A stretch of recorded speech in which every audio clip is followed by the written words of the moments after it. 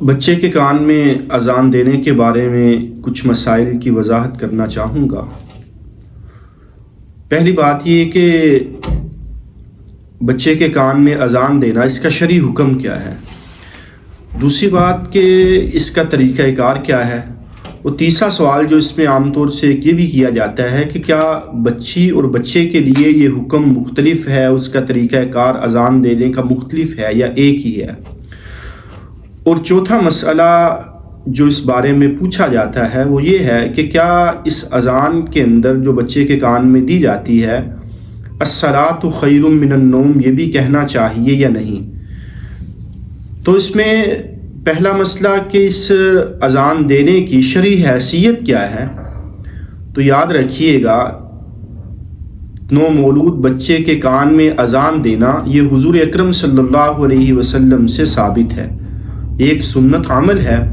اور آپ سے دونوں طرح کی روایات اس میں موجود ہیں، قولی روایات بھی، فعلی روایات بھی، خود حضور کا عمل بھی اس میں منقول ہے، اور آپ علیہ الصلاۃ والسلام سے اس میں قولی روایت بھی موجود ہے۔ حضرت عبید اللہ ابن ابی رافع نے اپنے والد حضرت ابو رافع رضی اللہ تعالیٰ عنہ سے یہ روایت نقل کی کہ حضرت ابو رافع فرماتے ہیں کہ میں نے حضور اکرم صلی اللہ علیہ وسلم کو حضرت حسین ابن علی رضی اللہ تعالیٰ عنہ کی ولادت کے موقع پہ اذان دیتے ہوئے دیکھا کہ حضور نے حضرت حسین کے کان میں اذان دی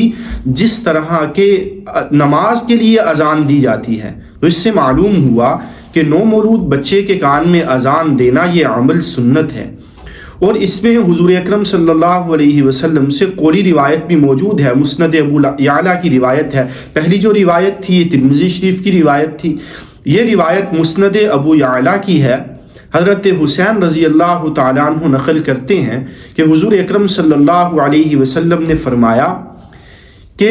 جس بندے کے ہاں، جس شخص کے ہاں بچے کی ولادت ہو، وہ اس کے دائیں کان میں اذان، بائیں کان میں اقامت کہے تو اس بچے کو الصبیان یعنی سوکڑے کی بیماری نقصان نہیں پہنچائے گی۔ تو معلوم ہوا کہ حضور اکرم صلی اللہ علیہ وسلم سے اس بارے میں دونوں طرح کی روایات موجود ہیں، اور یہ عمل سنت سے ثابت ہے۔ اب جہاں تک تعلق ہے دوسرے مسئلے کا کہ اس کا طریقہ کار کیا ہے، تو یاد رکھیے گا کہ بچے کے دائیں کان میں اذان، بائیں میں اقامت کہنا